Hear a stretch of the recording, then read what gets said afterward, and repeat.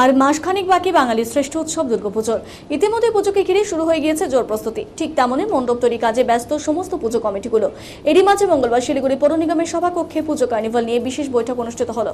যেই বৈঠকে উপস্থিত ছিলেন শিলিগুড়ি মেয়র গৌতম দেব, ডেপুটি মেয়র রঞ্জন সরকার, বিভিন্ন দপ্তরের এমএমআইসি এবং বড় চেয়ারম্যান সহ পৌর নিগমের বিভিন্ন দপ্তরের আধিকারিকরা। এদিন বৈঠক শেষে শিলিগুড়ি পৌর নিগমের মেয়র গৌতম দেব সাংবাদিক বৈঠকের মধ্যে দিয়ে জানান যে এবছর দশমীর পরের দিন অর্থাৎ আগামী 14 অক্টোবর শিলিগুড়ি মহাত্মা গান্ধী চকে পুজো কার্নিভাল অনুষ্ঠিত হবে। এছাড়াও তিনি বলেন, পুজো কার্নিভালকে ঘিরে আগেভাগেই সমস্ত প্রস্তুতি করে রাখবে শিলিগুড়ি পৌর নিগম। গতবারের মতো যাতে জায়গা বা মানুষের বসা নিয়ে কোনো সমস্যা না হয় তার দিকেও এবার বিশেষ নজর রাখছে শিলিগুড়ি পৌর নিগম। খুব শীঘ্রই শিলিগুড়ি পুলিশ কমিশনারেটের সাথে এ বিষয়ে বৈঠক করে শিলিগুড়ি পৌর নিগম বলেন, জানিয়েছেন মেয়র। অন্যদিকে যেহেতু আর বেশি সময় নেই, সে কারণে খুব শীঘ্রই শিলিগুড়ি বিভিন্ন পুজো উদ্যোক্তাদের সাথেও বৈঠক বসবে শিলিগুড়ি পৌর নিগম। মূলত এবার 10টি পুজো মণ্ডপকে বিশেষভাবে তুলে ধরা হবে এই পুজো কার্নিভালে। তবে এবার 10টির বেশিও পুজো কার্নিভালে জায়গা করে নিতে পারে বলে জানিয়েছেন মেয়র গৌতম দেব। তাই এই বিষয়ে এখন সম্পূর্ণ আলোচনা সাপেক্ষ। অপরদিকে প্রত্যেকবারের মতো এবারও শিলিগুড়ি পৌর নিগমের উদ্যোগে মহালয়ার দিন শিলিগুড়ি প্রায় 50 থেকে 60টি মোড়ে মহিষাসুর মর্দিনী শোনানো হবে সাউন্ড সিস্টেম অথবা মাইকিং এর মধ্য দিয়ে। সেই কথাও এদিন জানিয়েছেন শিলিগুড়ি মেয়র গৌতম দেব। বিসর্জন সংক্রান্ত যে কাজগুলো আমরা করে থাকি তার মধ্যে প্রথমত হচ্ছে আমরা মিটিং করলাম 14 তারিখ অক্টোবর কার্নিভাল। আমাদের গতবার 10টা টিম পার্টিসিপেট করেছিল। আমাদের পুরসভা, আমাদের কালচারাল টিম শিলিগুড়ি ওরা অংশগ্রহণ করেছে। এবার আমাদের ক্লাবগুলোর সাথে আমরা কথা বলব। গতবার আমরা প্রাইজ মানি দিয়েছি প্রত্যেকটি ফার্স্ট, সেকেন্ড, থার্ড, আর বাকি সবটা পার্টিসিপেটিং ক্লাবকে এবারও আমরা সেগুলো করব। আর আইএনসি এবার তাদের ট্যাবলো করবে, দুইজনকে আমরা বলছি। আর আমরা পাহাড় থেকে ডিআইসিওকে বলবো, পাহাড়ে আমাদের বিভিন্ন কালচার বোর্ড আছে, তাদের একটা কম্বাইন টিম যদি ভালো একটা পারফরমেন্স করতে পারে তাদের এটা করবে।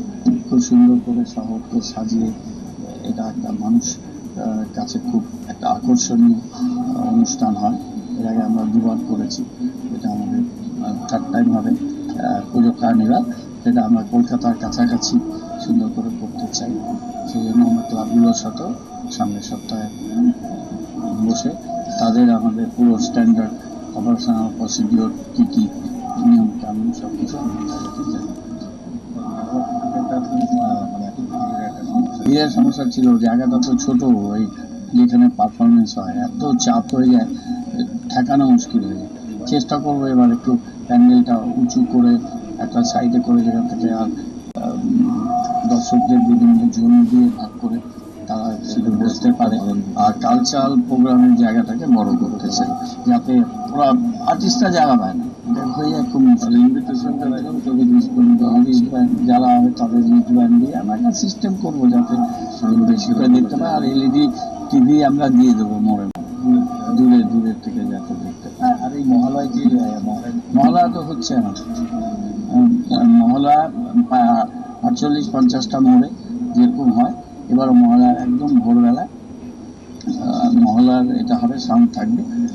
আমরা পুজো মহালয়া নিয়ে একটা মিটিং করেছি, এর মধ্যে আরেকটা প্রিপারেশন মিটিং না একদিন 14 তারিখ সন্ধ্যাবেলায় আমাদের শুরু হবে। টাইমটা আমরা বলে দেবো 6টা বা 6:30।